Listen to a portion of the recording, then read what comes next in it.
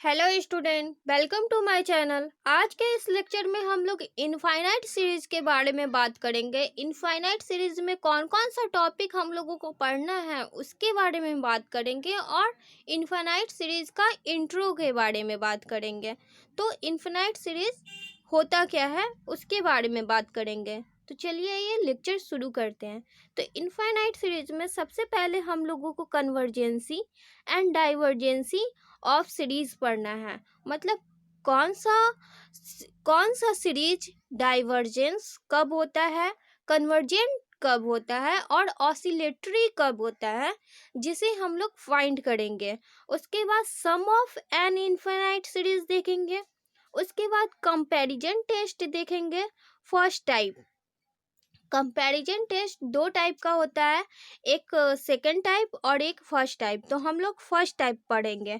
उसके बाद Cauchy root test पढ़ेंगे। काउची रूट टेस्ट एक तरह का थ्योरम है, तो इसका थ्योरम पहले प्रूफ करेंगे। उसके बाद इस पे न्यूमेरिकल देखेंगे। उसके बाद डी एलेम्बर्ट रेशियो टेस्ट देखेंगे, ये भी एक तरह का थ्योरम है और इसे प्रूफ करेंगे। उसके बाद इस पे न्यूमेरिकल देखेंगे और इससे ही रिलेटेड रैबिश टेस्ट है, तो रैबिश टेस्ट को भी हम लोग, ये भी थ्योरम है और इसे भी हम लोग पहले थ्योरम प्रूफ करेंगे। उसके बाद इस पे न्यूमेरिकल देखेंगे।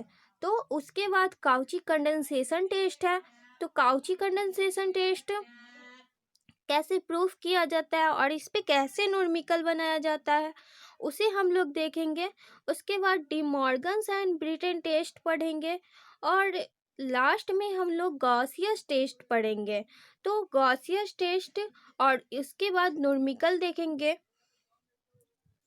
उसके बाद हम लोग सम ऑफ इम्पॉर्टेंट ऑब्जेक्टिव क्वेश्चन देखेंगे जो एग्ज़ाम में मतलब कि आता है और एग्ज़ाम में ऑब्जेक्टिव क्वेश्चन आता है। तो जिससे हम लोग ऑब्जेक्टिव क्वेश्चन कर लेंगे तो हम लोगों का ऑब्जेक्टिव क्वेश्चन नहीं छूटेगा। तो इसलिए हम लोग लास्ट में ऑब्जेक्टिव क्वेश्चन देखेंगे। तो चलिए ये देखते हैं कि इनफिनाइट सीरीज़ क्या होता है। तो अगर इनफाइनाइट सीरीज को हम लोग डिफाइन करें तो इनफाइनाइट सीरीज तो कोई सीक्वेंस है। जो सीक्वेंस हम लोग 11-12 में पढ़ चुके हैं। तो सीक्वेंस अगर एक सीक्वेंस है जो लगातार चल रहा हो, जो U1 U2 U3 U4, तो ये अप टू इनफाइनाइट तक जा रहा हो तो इस कॉल्ड सीक्वेंस। तो हम लोग सीक्वेंस हो गया जो लगातार चल रहा हो। जैसे for example 1/2 1/4 1/8 up to infinite तक जा रहा हो। तो यहाँ पे 1/2 का मल्टीप्लाई हो रहा है तो इस कॉल्ड सीक्वेंस। और सीरीज किसे कहते हैं? तो series the sum of the sequence is called series. तो सीक्वेंस का सम हम लोग करेंगे तो इस कॉल्ड सीरीज। जैसे अगर ये है तो U1 plus U2 plus U3 plus, तो ये सम हो गया तो इस कॉल्ड सीरीज। और सीरीज को हम लोग SN सीक्वेंस को हम लोग SN या TN या UN से डिफाइन करते हैं। तो समेशन ऑफ सीरीज, तो अगर हम लोग U1 फाइनाइट सीरीज और इनफाइनाइट सीरीज क्या होता है, तो अगर U1 plus U2 plus U3 plus up to UN तक जा रहा हो तो इस कॉल्ड फाइनाइट सीरीज।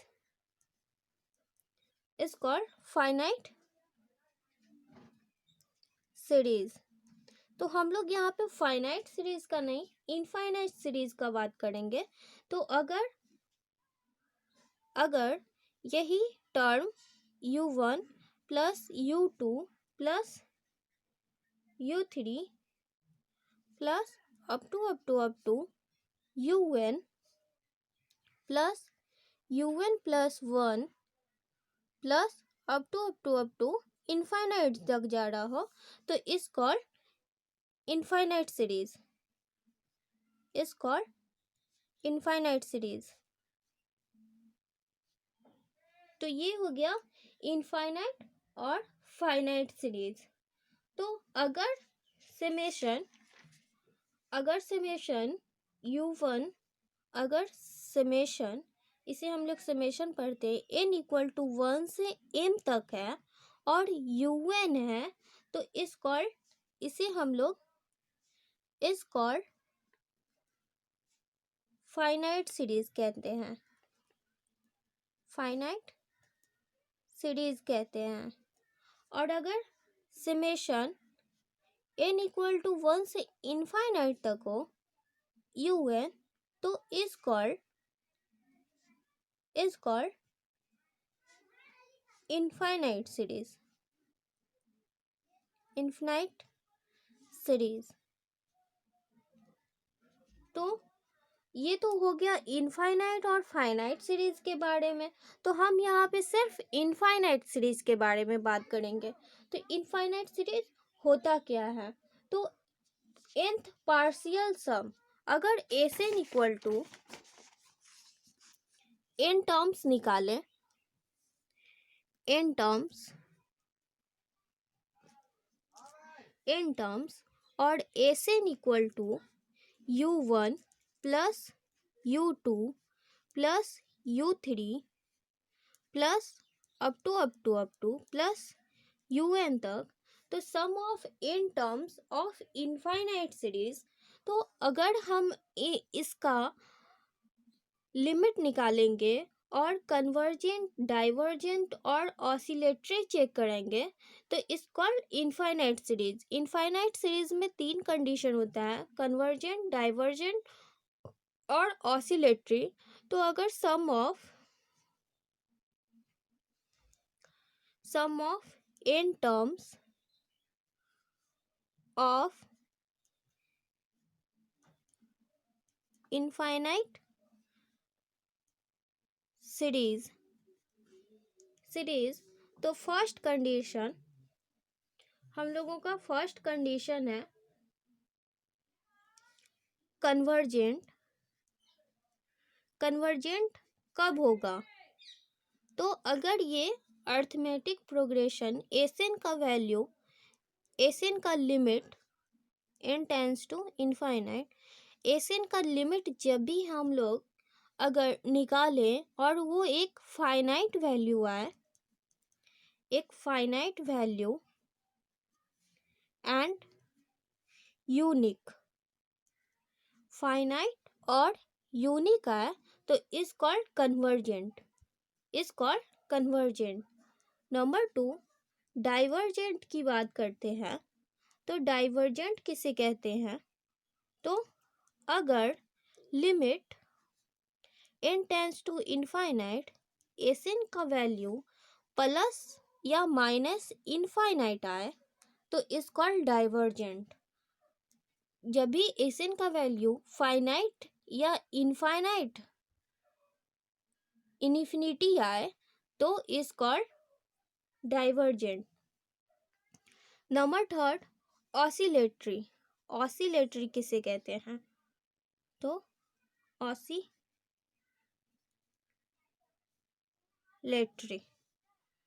तो अगर limit n tends to infinite Sn का value not unique, not unique बोलने का मतलब कि अगर वो जैसे कभी 0 आता हो या कभी -4 या कभी 5 तो इस कॉल्ड नॉट यूनिक, तो इस कॉल्ड ऑसिलेटरी।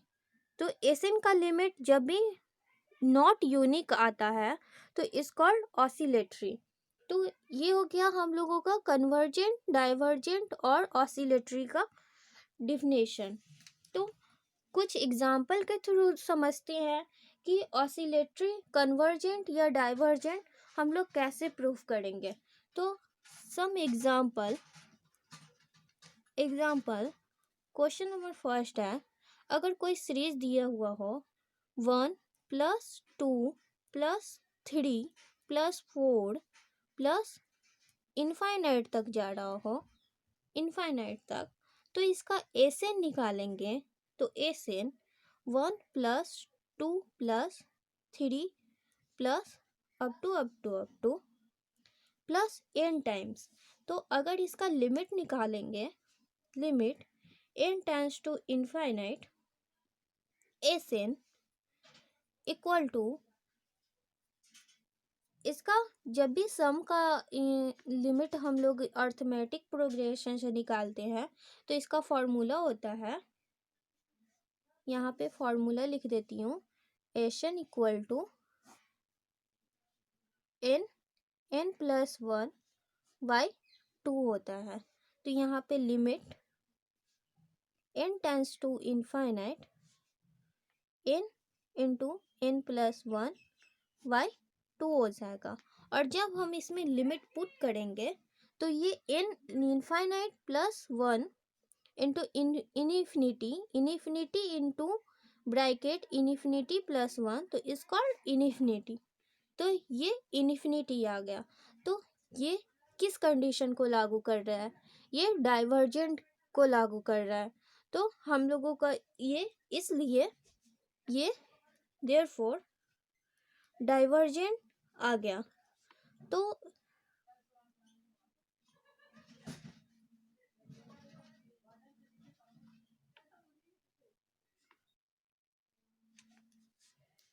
डाइवर्जेंट आ गया। तो अगर इसी तरह फाइनाइट वैल्यू को हम लोग डिफाइन करेंगे, तो अगर इसका 2 का स्क्वायर, अगर 1/4 1/2 1/4, अगर एक क्वेश्चन है,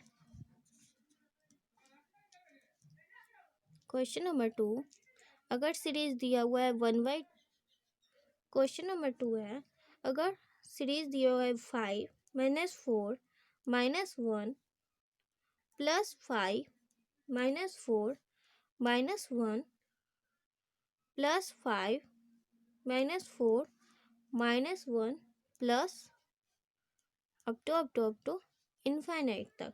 तो अगर हम इसे चेक करें तो इसका एशन इक्वल टू, अगर एशन इक्वल टू निकालना हो तो अगर n इक्वल टू 3m का मल्टीपल हो तो 3m का, तो ये वैल्यू 3 आएगा। तो यहाँ पे -4 - 1 प्लस 5, तो इक्वल टू 0 हो जाएगा। अगर n equal to 3m plus 1 का मल्टीपल हो तो यहाँ पे वैल्यू 5 आएगा। तो और अगर n 3m प्लस 2 का मल्टीपल हो तो यहाँ पे वैल्यू -1 आएगा।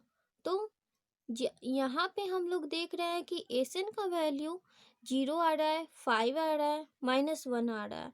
तो इसलिए इसका यूनिक वैल्यू नहीं आ रहा है, मतलब एक वैल्यू नहीं आ रहा है। तो इसलिए ये ऑसिलेटरी होगा। तो ये अगर इसका लिमिट निकालते हैं, limit n tends to infinite n, तो ये ऑसिलेटरी होगा, क्योंकि इसका 0 आ रहा है, 5 आ रहा है, -1 आ रहा है। तो यहाँ पे हम लोग लिख सकते हैं इस कॉल्ड ऑसिलेटरी।